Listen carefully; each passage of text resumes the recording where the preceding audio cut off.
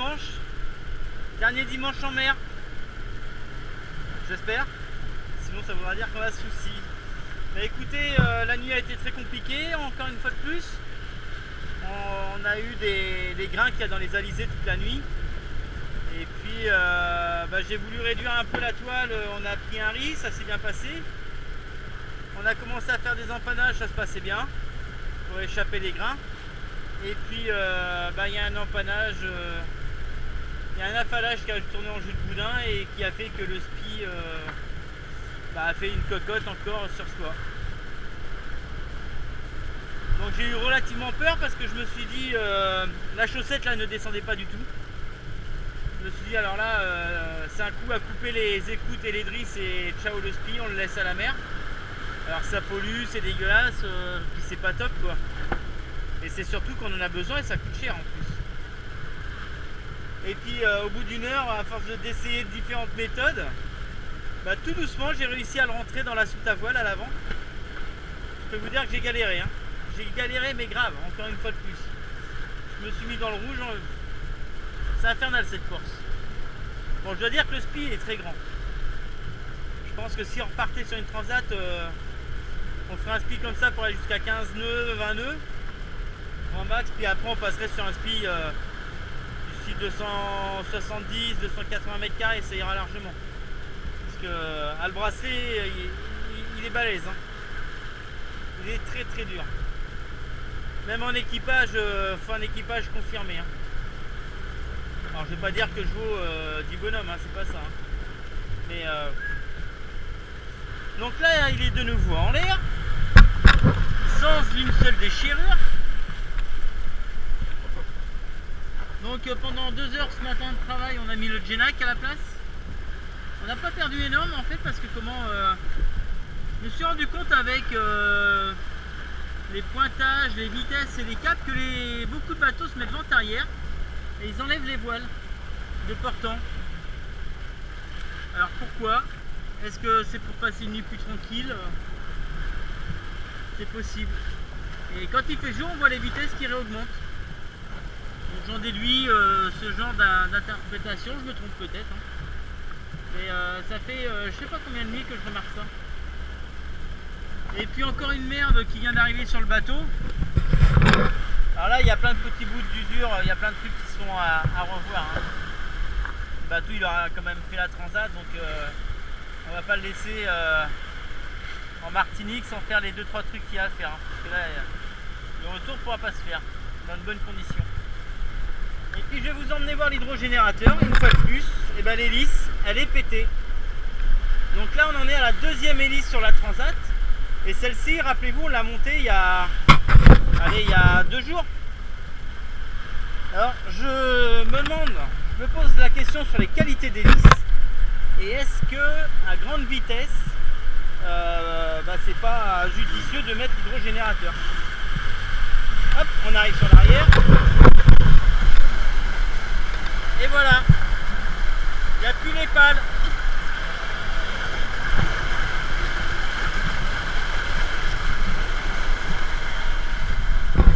Donc pour recharger les batteries, il nous reste du gasoil. Donc là on est panneau solaire. Voilà. Panneau solaire. Et puis j'ai démarré le moteur. Et normalement le vent baisse dans l'après-midi. Donc j'irai derrière enlever l'hydrogénérateur. Et la première hélice qu'on avait en fait, c'est en faisant les essais qu'on l'avait cassé. On avait cassé une pale. On avait dit garde la don, on sait jamais, ça pourra peut-être servir un jour. Bah tu m'étonnes. Attention on se tient, départ au tard. Regardez. Rattrapé par le pilote automatique.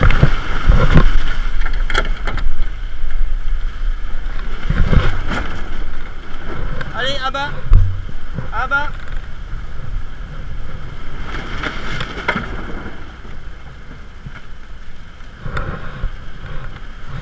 Va falloir intervenir.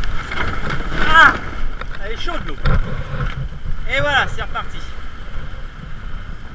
Tout ça parce que monsieur le pilote n'a pas voulu abattre comme il fallait tout à l'heure. Donc on en était à l'hydrogénérateur. Donc qu'on va changer l'hélice, on va remettre la première hélice qu'on avait et il reste 2 pales dessus. Donc on va remettre celle-ci pour aller jusqu'à Pointe-à-Pitre. Il reste 4-5 jours de mer. Donc j'espère que ça ira. Et puis s'il fait ce temps-là, bah, il y aura les panneaux, plus le moteur en complément. On devrait s'en sortir. Mais il est temps d'arriver parce que là le matériel commence à être au bout.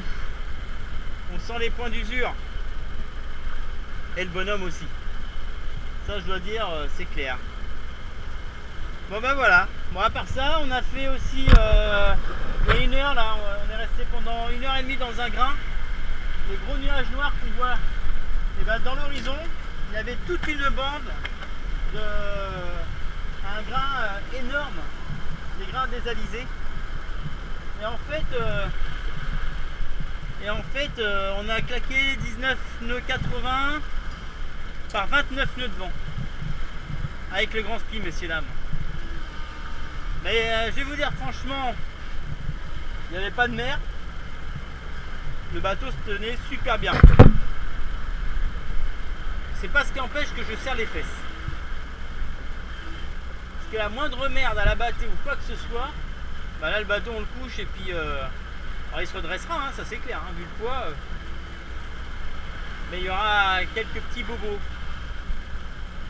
Ah, déjà on regarde le lazy bag, il part en sucette grave. Il n'y a rien qui tient là. Faut tout refaire à Pointe-à-Pitre là avant qu'on reparte. Enfin.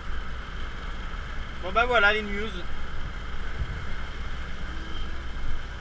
J'espère que ça va aller.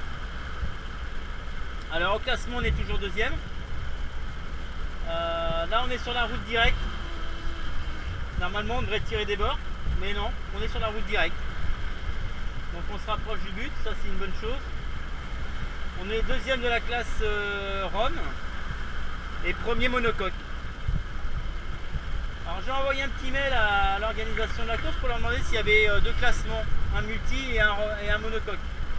Et en fait non, il y a un classement pour les 2 séries. Je trouve ça un peu moyen, mais bon bah voilà quoi. Qu'est-ce que vous voulez qu'on dise? Je suis un peu déçu de ça par contre. Il me semblait avoir vu sur les premières instructions de course qu'il allait y avoir un classement monocoque et un classement multicoque.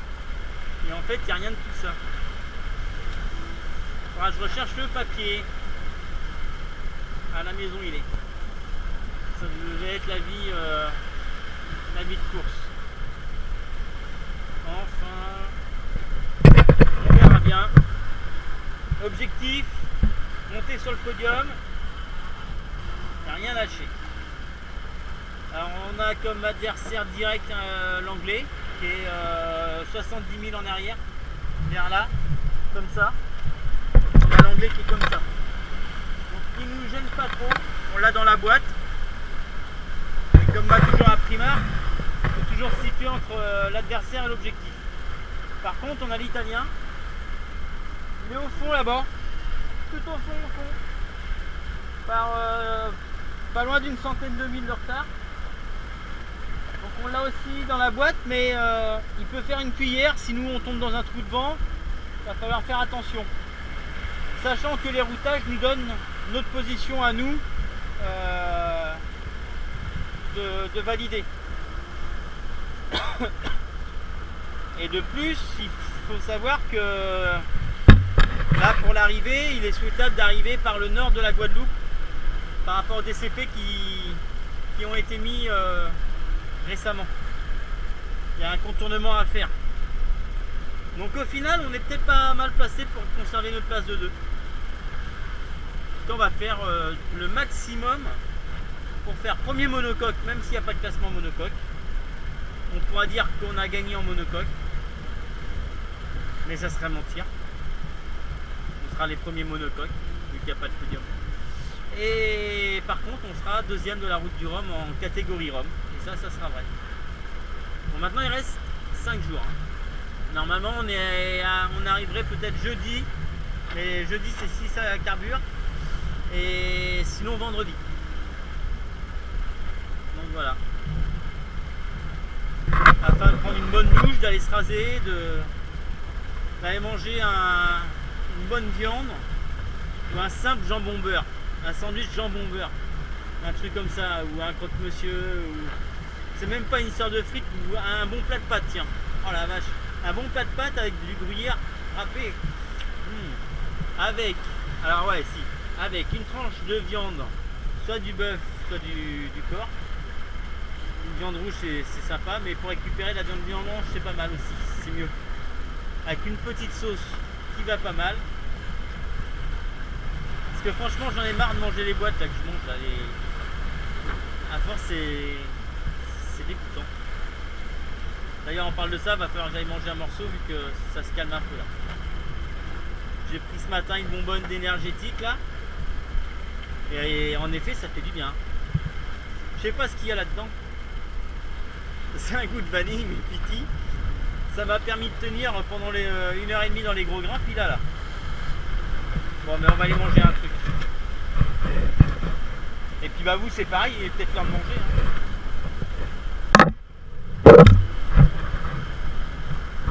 On va s'en reprendre d'autres dans la soirée, parce que là-bas il y en a un petit peu, des grains. On voit des grains un peu là-bas.